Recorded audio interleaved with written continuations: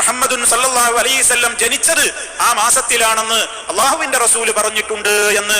ഏതില്? മുഹറം മാസം, മുഹറം 10-നാണ് ജനിച്ചതെന്ന്. ബിസ്മില്ലാഹ് അൽഹംദുലില്ലാഹ് അല്ലാഹുമ്മ സ്വല്ലി അലാ മുഹമ്മദ് വഅലി കുല്ലി വസ്സഹാബത്തി അജ്മഈൻ. ബഹുമാനികളെ, നബി സല്ലല്ലാഹു അലൈഹി വസല്ലം തങ്ങൾ ജനിച്ചത് മുഹറത്തിലാണെന്ന് മുഹ്യിദ്ദീൻ ശൈഖ് റളിയല്ലാഹു അൻഹു ഗുന്യത്തിൽ പറഞ്ഞിട്ടുണ്ട് എന്ന് പറഞ്ഞുകൊണ്ട് ഹുസൈൻ സലഫി എന്ന വഹാബി പുരോഹിതൻ, നമ്മളെ നാദാപുരം മൗലവി ഹുസൈൻ സലഫി പറയുന്നതായി നിങ്ങൾ ആദ്യം കേൾക്കി. ശൈഖ് ജീലാനി നിങ്ങളുടെ വാദപ്രകാരം ആരാണ്? ശൈഖ് ജീലാനിയുടെ കുഞ്ഞയിൽ ഇത് എഴുതിയിട്ടില്ലേ? ഹദീസ് വരെ ഉദ്ധരിച്ചുകൊണ്ടാണ് മൂപ്പര് പറയുന്നത്. മഹാനായ നബി സല്ലല്ലാഹു അലൈഹി വസല്ലം പറഞ്ഞു എന്ന് പറഞ്ഞുകൊണ്ട് ഹദീസ് ഉദ്ധരിച്ചിട്ടാണ് ജീലാനി പറയുന്നത്. എന്ത്? നിങ്ങളുടെ പ്രവാചകനായ മുഹമ്മദുൻ സല്ലല്ലാഹു അലൈഹി വസല്ലം ജനിച്ചത് ആ മാസത്തിലാണെന്ന് അള്ളാഹുവിന്റെ റസൂല് പറഞ്ഞിട്ടുണ്ട് എന്ന്. ഏതില്? മുഹറം മാസം, മുഹറം 10-നാണ് ജനിച്ചതെന്ന്. യഥാർത്ഥത്തിൽ ഗുന്യത്തിൽ നബി സല്ലല്ലാഹു അലൈഹി വസല്ലം തങ്ങളുടെ ജനനം മുഹറത്തിലാണോ അല്ലേ എന്ന ചർച്ചയല്ല അവിടെ ചെയ്യുന്നത്. മറിച്ച് അവിടെ ആശൂറ ദിവസത്തിന്റെ ശ്രേഷ്ഠത പറഞ്ഞ കൂട്ടത്തില് അവർ കൊണ്ടുവന്ന ചില റിപ്പോർട്ടുകളാണത്. ആ റിപ്പോർട്ട് സ്വഹീഹല്ലാത്ത റിപ്പോർട്ടാണ് എന്ന് അവർ തന്നെ അതിൽ സൂചിപ്പിക്കുന്നുണ്ട്. അപ്പൊ അവരത് അംഗീകരിച്ച് അവരുടെ അഭിപ്രായമായി പറഞ്ഞതോ ഒന്നുമല്ല, മറിച്ച് ചില റിപ്പോർട്ടുകൾ ഉദ്ധരിച്ചു എന്ന് മാത്രം. യഥാർത്ഥത്തിൽ നിങ്ങൾക്ക് കാണാം, ബഹുമാനപ്പെട്ട അബ്ദുൽ ഖാദിർ ജീലാനി റഹ്മത്തുള്ളാഹി അലൈഹി പറയാണ്, ഫി ഫളായിലി യൗമി ആശൂറ, ആശൂറ ദിവസത്തിന്റെ ഫളല് പറയാണ്. ഫളായില് പറയുമ്പോ സ്വഹീഹായ ഹദീസ് തന്നെ പറയണമെന്നൊന്നുമില്ല. അതിന്റെ ലഈഫായ ഹദീസും അതുമായി ബന്ധപ്പെട്ട് അതിന്റെ മഹത്വത്തെ അറിയിക്കുന്ന ഏത് ഹദീസും പറയും, സ്വഹീഹാവണമെന്നൊന്നുമില്ല. എന്നിട്ട് അവര് പറയാണ് അതിന്റെ ശ്രേഷ്ഠത മനസ്സിലാക്കി തരാൻ പറ്റുന്ന ചില റിപ്പോർട്ടുകൾ ഉണ്ട് എന്ന് പറഞ്ഞിട്ട് വീണ്ടും പറയാണ് ഓ മിന്ദാലിക്ക, അതിന്റെ ശ്രേഷ്ഠതയെ അറിയിക്കുന്ന ചില റിപ്പോർട്ടുകൾ. മാ റുവിയ, റിപ്പോർട്ട് ചെയ്യപ്പെട്ട ഒന്ന്. റുവിയ എന്ന് പറഞ്ഞാൽ തന്നെ അത് ലഈഫായ റിപ്പോർട്ടാണ്, സ്വഹീഹല്ല എന്ന് എല്ലാ പണ്ഡിതന്മാരും പറഞ്ഞതാ. ലഈഫായ റിപ്പോർട്ട് പറയുമ്പോ റുവിയ എന്ന വാചകമിടും അധിക പണ്ഡിതന്മാരും. അങ്ങനെ ചില പണ്ഡിതന്മാർ മാത്രമേ അതിൽ എതിരുള്ളൂ.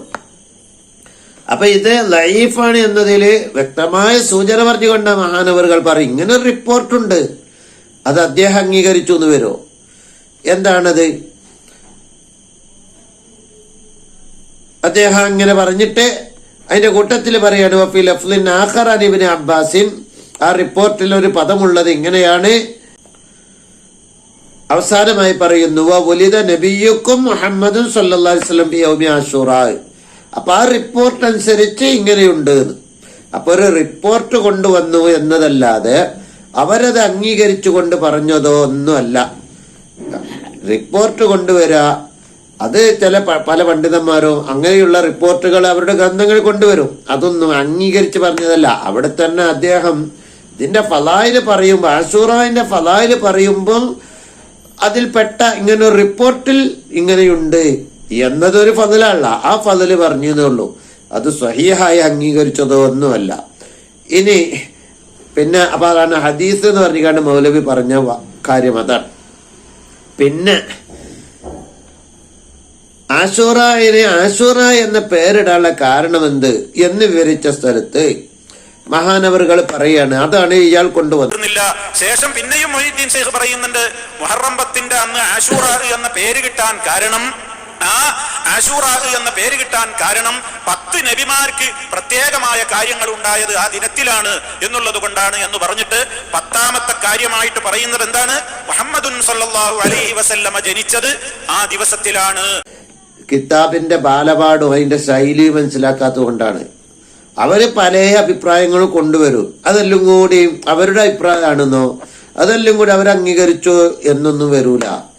ഫസ്ലു അഖ്തലഫൽ ഉലമാ റഹിമഹുമുല്ലാ ഫീ തസ്മിയത്തി യൗമി ആശൂറ. ആശൂറ എന്ന പേരിടാനുള്ള കാരണമെന്ത്? അതിൽ പണ്ഡിതന്മാർ ഭിന്നതയുണ്ട്. അപ്പൊ പല പണ്ഡിതന്മാർക്കും പല അഭിപ്രായം ഉണ്ട്. എന്നിട്ട് ആ പണ്ഡിതാഭിപ്രായങ്ങൾ ഇങ്ങനെ പലതും പറയാണ്. അതിൽ പറയാണ് ഫഖാല അക്സറും, അധിക പണ്ഡിതന്മാരും പറഞ്ഞത് അത് മുഹറം 10ാമത്തെ ദിവസം ആയതുകൊണ്ട് ലഅന്നു ആശുറു യൗമിൻ മിൻ അയ്യാമിൽ മുഹറം. അപ്പൊ അതാണ് ഭൂരിപക്ഷം പറയുന്നത്. ഇങ്ങോട്ട് പറയാ വഖാല ബാദു, ചില ഒരു പണ്ഡിതൻ പറഞ്ഞത് എന്ന് പറഞ്ഞിട്ട് ഒരഭിപ്രായം പറഞ്ഞു. പിന്നെ പറയാണ് വഖാല ബാദുഹും, ഒരു പണ്ഡിതൻ പറഞ്ഞത് മറ്റൊരു പണ്ഡിതൻ പറയുന്നത് അതില് അള്ളാഹു ഈ അന്നല്ലാഹു അക്രമ ഫി അശറത്ത മിനൽ അംബിയാഇ ബി അശരി കറാമാത്തി, 10 അംബിയാക്കൾക്ക് 10 മഹത്വങ്ങൾ നൽകി അള്ളാഹു ബഹുമാനിച്ചിട്ടുണ്ട്. എന്നിട്ട് അങ്ങനെ ചിലര് പറഞ്ഞു എന്ന്. അപ്പൊ മുഹയ്യിദ്ദീൻ ഷെയ്ഖ് റളിയല്ലാഹു അൻഹു അംഗീകരിച്ചതോ അദ്ദേഹം പറഞ്ഞതോ അല്ല, ചിലര് പറഞ്ഞിട്ടുണ്ട് എന്ന്. ചിലര് പറഞ്ഞു എന്നുള്ളത് ശരിയല്ല. ഞാനൊരു പുസ്തകം എഴുതി, ഇങ്ങനെ ചിലര് പറഞ്ഞിട്ടുണ്ട് എന്ന് പറഞ്ഞാല് അത് എന്റെ അഭിപ്രായം തന്നെ ആവണമെന്ന് ഇവിടെ ഉള്ളത്. ഇങ്ങോട്ട് പറഞ്ഞതാണ്. അതിൽ 10ാമത്തെ അഭിപ്രായമായിട്ട് വൽ ആശുറു ഉലിദ നബിയുന മുഹമ്മദ് സല്ലല്ലാഹു അലൈഹി വസല്ലം, മുഹറം 10-നാണ് നബി തങ്ങള് ജനിച്ചത് എന്ന് ഒരഭിപ്രായമുണ്ട്. അങ്ങനെ പറഞ്ഞ അഭിപ്രായമുണ്ട്. പണ്ഡിതന്മാർ അതിൽ അഭിപ്രായ വ്യത്യാസമുണ്ട്. ആശൂറായിന് പേരിടാനുള്ള കാരണമെന്ത്? അതില് അത് പറഞ്ഞ ഒരു അഭിപ്രായം മാത്രമാണ്. ഒരു പണ്ഡിതൻ പറഞ്ഞ അഭിപ്രായം അദ്ദേഹം ഉദ്ധരിച്ചു എന്ന് മാത്രം. എന്നിട്ട് അത് ഉന്നത്തിലുണ്ട്, മുഹയ്യിദ്ദീൻ ഷെയ്ഖ് പറഞ്ഞിട്ടുണ്ട്, അവർ അംഗീകരിച്ചിട്ടുണ്ട് എന്ന നിലക്കൊക്കെ ഈ പച്ച സാധുക്കൾ എന്തിനങ്ങനെ പറ്റിക്കേണ്ട ആവശ്യം? വലിയ ഒല്ലിട്ട് വന്ന് കണ്ട് എന്നിട്ട് ഇനി വഹാബികളുടെ പോസ്റ്റുകളിലൊക്കെ കാണത്. അതുകൊണ്ട് ഇത്തരം കബളിപ്പിക്കലിലൊന്നും ആരും വഞ്ചിതരാവരുത്. വഹാബികൾ എന്തു കൊണ്ടുവന്നാലും അതിൽ കബളിപ്പിക്കൽ ഉണ്ടാകും എന്ന് എല്ലാവരും മനസ്സിലാക്കണം എന്ന് ഓർമ്മപ്പെടുത്തുന്നു. ദജ്ജാലൂന കദ്ദാബൂന എന്നല്ലേ റസൂലുള്ളാഹി സ്വല്ലല്ലാഹു അലൈഹി വസല്ലം പറഞ്ഞത്. അള്ളാഹു മനസ്സിലാക്കാൻ തൗഫീഖ് നൽകട്ടെ.